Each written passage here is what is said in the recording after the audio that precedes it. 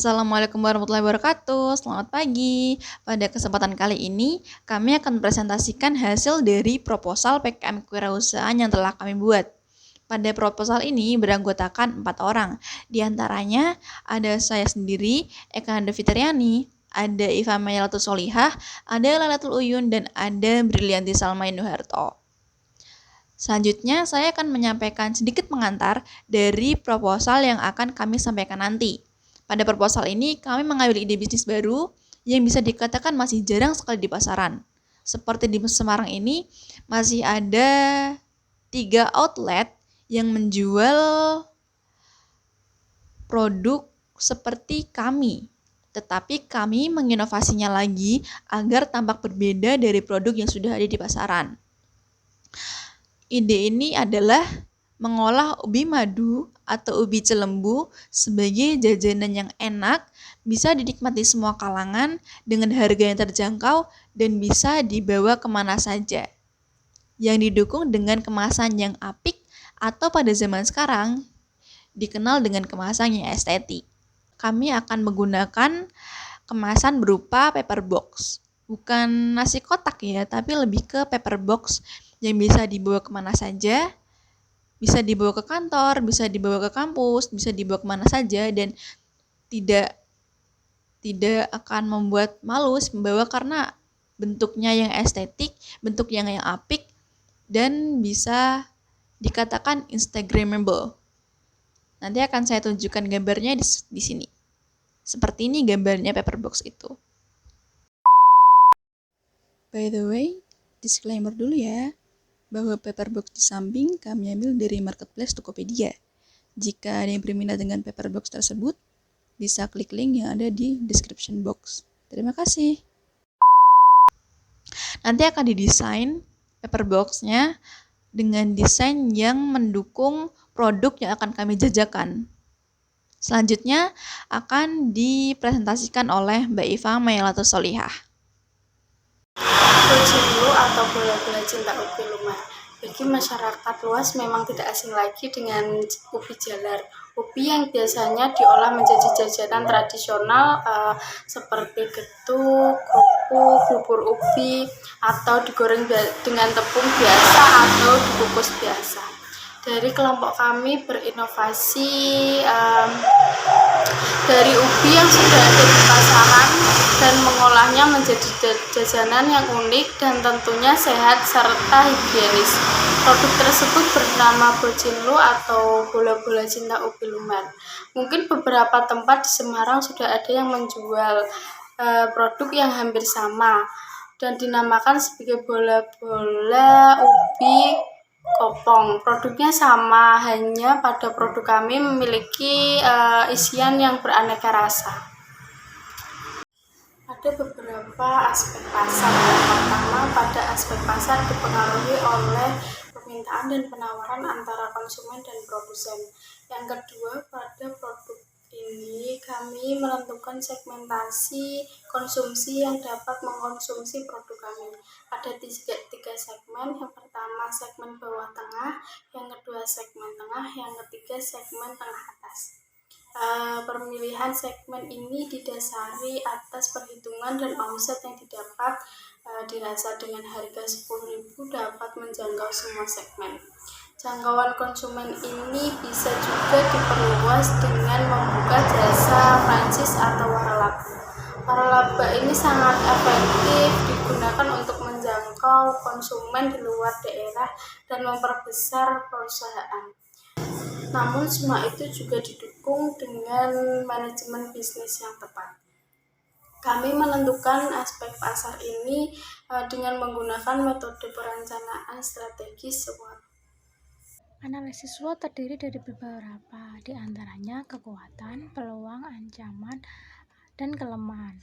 Kekuatan ini yaitu produk Bojinlu merupakan produk makanan ringan yang bisa dikonsumsi oleh kalangan masyarakat dengan bahan alami, tanpa ada bahan pengawet, dan serta harganya terjangkau, sangat mudah untuk dipasarkan. Kedua, peluang. Produk Bojinlu ini memiliki peluang yang sangat besar karena belum banyak di daerah Semarang. Bisnis ini dapat dimulai dengan modal yang tidak banyak dan juga bisa diserbaluaskan menggunakan franchise atau waralaba. Yang ketiga, ancaman. Munculnya makanan baru yang mengikuti tren dapat mengancam posisi di pasaran. Yang keempat, kelemahan. Kelemahan dari produk ini di saat menjualnya itu harus habis karena tidak ada bahan pengawet, kira-kira bisa bertahan 2 hari saja. Dengan adanya produk baru, sangat sulit untuk memasarkan produk di kalangan masyarakat. Jadi, untuk itu kita harus pandai-pandai dalam hal marketing pemasaran ini. Dalam proses penjualan pemasaran ada beberapa kegiatan, di antaranya target pasar, kajian konsumen, dan strategi pemasaran. Target pasar ditentukan berdasarkan segmentasi konsumen dan wilayah, meliputi wilayah, pendapatan, dan letak strategis. Wilayah ini merupakan tempat yang sangat ramai, serta yang banyak dikunjungi konsumen, meliputi tempat wisata, kampus, ataupun yang lainnya. Pendapatan per kapita di wilayah tersebut juga seimbang dengan apa yang ditawarkan produk ini. Letaknya sangat strategis dapat mempengaruhi penjualan produk ini. Misalnya, kita menjual produk di dekat kampus USM, wilayahnya sekitar Telogosari, Semarang. Wilayah tersebut bisa dikatakan tempat kuliner karena banyak menjajakan makanan. Pendapatan per kapita penduduk sangat mencukupi dengan harga produk yang dijual ataupun yang dijajakan. Letaknya yang sangat strategis ini pun dapat menambah nilai plus dalam penjual produk. Selanjutnya, pada tahap pemasaran yaitu mengkaji konsumen. Mengkaji konsumen juga merupakan hal penting yang harus dilakukan oleh penjual. Menilik lebih dalam feedback yang diberikan konsumen pada penjual, kegiatan ini didukung dengan etika bisnis yang diterapkan oleh penjual kepada pembeli.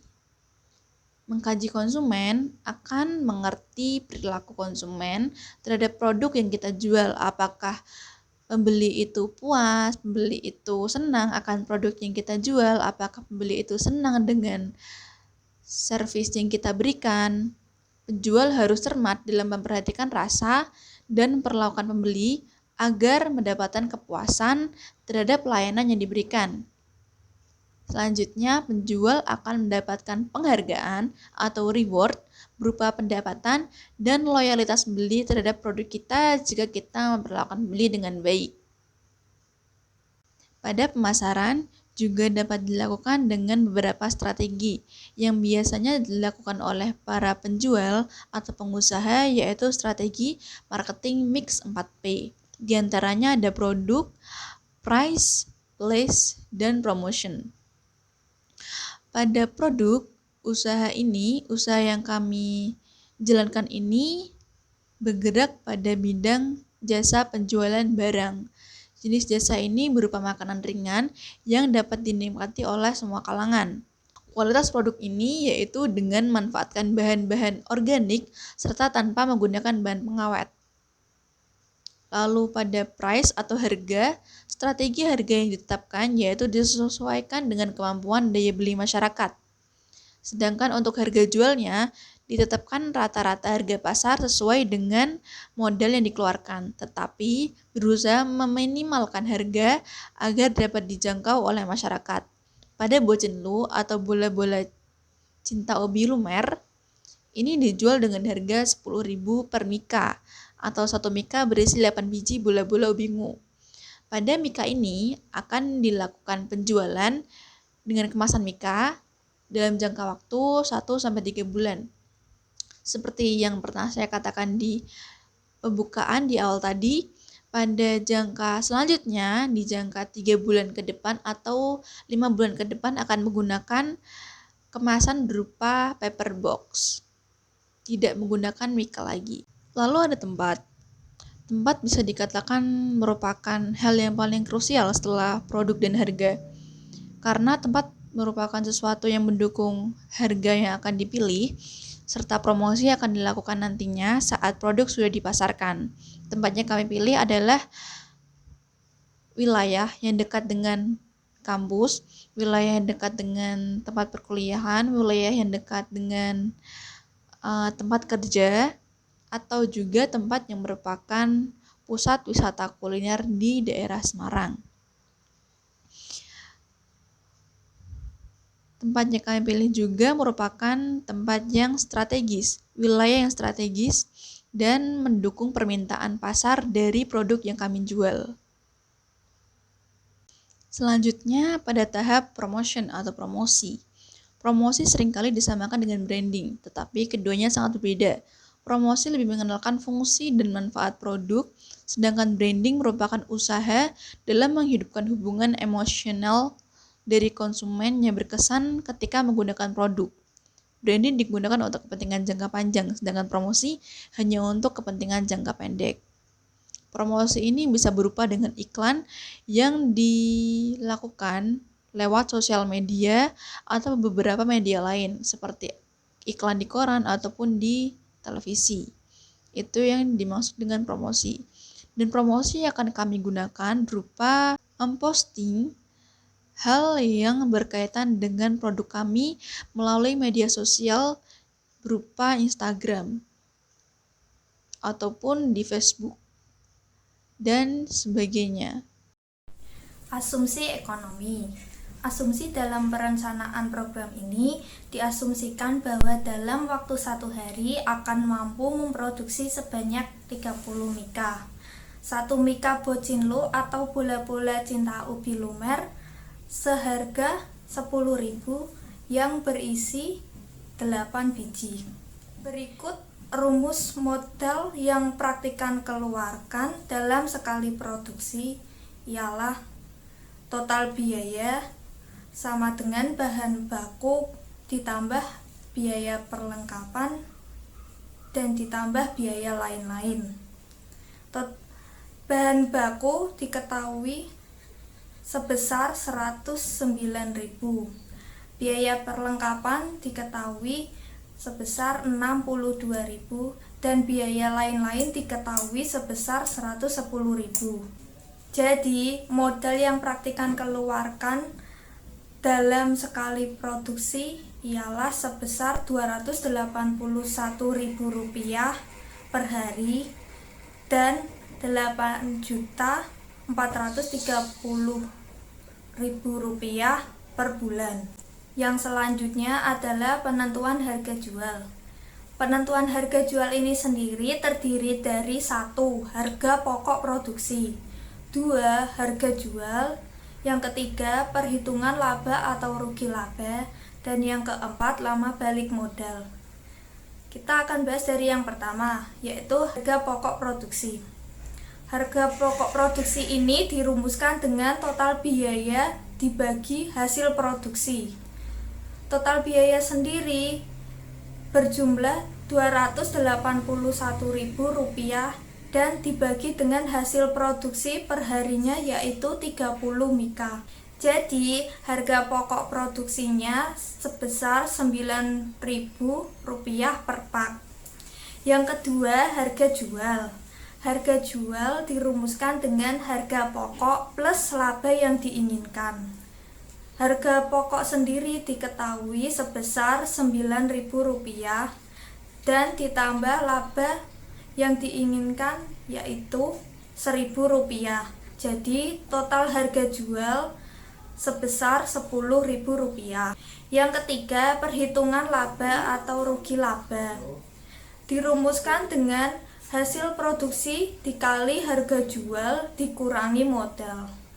Hasil produksi sendiri perharinya sejumlah 30 pak dikali harga jual yang tadi Rp10.000 dikurangi modal sebesar Rp281.000. Jadi total perhitungan laba atau rugi laba perharinya sebesar Rp20.000 serta per bulannya sebesar Rp600.000. Yang keempat, lama balik modal. Rumus dari lama balik modal yaitu total investasi dibagi keuntungan. Total investasinya sebesar Rp8.430.000 dibagi keuntungan sebesar Rp600.000. Jadi lama balik modalnya yaitu setelah 14 bulan. Pada perencanaan pelaksanaannya, produk ini akan dipasarkan di pasaran selama 3 bulan masa percobaan. Pada 3 bulan masa percobaan itu akan diimbangi dengan proses marketing dan branding produk melalui media sosial. Jika produk ini mendapatkan respon baik dari masyarakat, maka akan masuk ke masa lanjutan selama 3 bulan ke depan lagi untuk melihat apakah produk ini bisa bertahan dan bersaing dengan produk lainnya di pasaran. Jika produk ini dapat bertahan di kedua masa itu, akan diputuskan untuk mempertahankan produk di penjualan selama 1 tahun.